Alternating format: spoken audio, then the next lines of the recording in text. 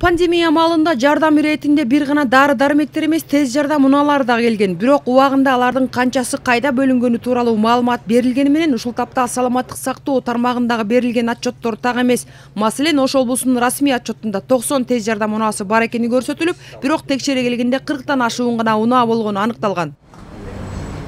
Дал ушундай күмөн жаратуулардан улам пандемия маалында келген жардамдардын каяка кантип жумшалгандыгы текшерилмей болду. Анткени коронавирус илдетинин жайылышына каршы туруш үчүн саламаттык сактоо тармагына бөлүнгөн каражаттын максаттуу колдонулбаганы боюнча маселе жаралууда. Ошол эле донорлорубуз, ошол эле биздин депутаттарыбыз коомдо жалпы мындай чоң талкуу болуп жатат да, ошо жарым жылдан бери. Каражат каяка кетти? Канча каражат келди? Өкмөт ал боюнча эмнеге отчет бере элек деп. Ошол жөнөкөй жарандар Москвадан бери биздин ошакта жүргөн мигрант биздин жарандарыбыз канча концентратор жибердик, ошонун баары отчет каякта. Мына жалпы цифра боюнча менде 6000 бир нече концентратор Кыргызстан боюнча бар. Бирок биз деген ооруканаларга барсак, балансында жок экен, биз ошока жардам бербедик белек деп бизде активдүү волонтерлордон суроолор келип атат.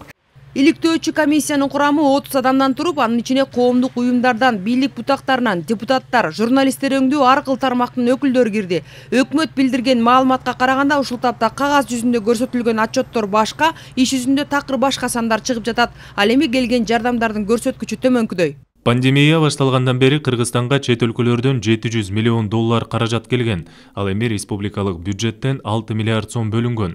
Ошол эле учурда эл арасынан чыккан кайдыгер эмес жарандардан 90 миллион сом топтолгон. Ал эми ыктыярчылар тарабынан берилген көмөктөрдүн саны өтө көп болгондуктан эсеби алына элек.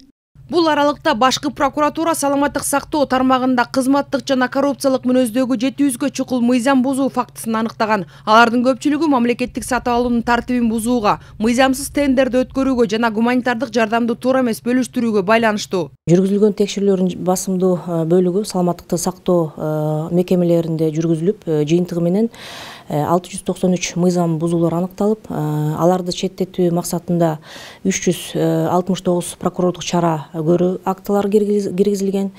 Анын негизинде 314 адам тартиптик жоопкерчиликке тартылып, мамлекеттин эсебине 8 миллион 331 миң 383 сом өндүрүлгөн.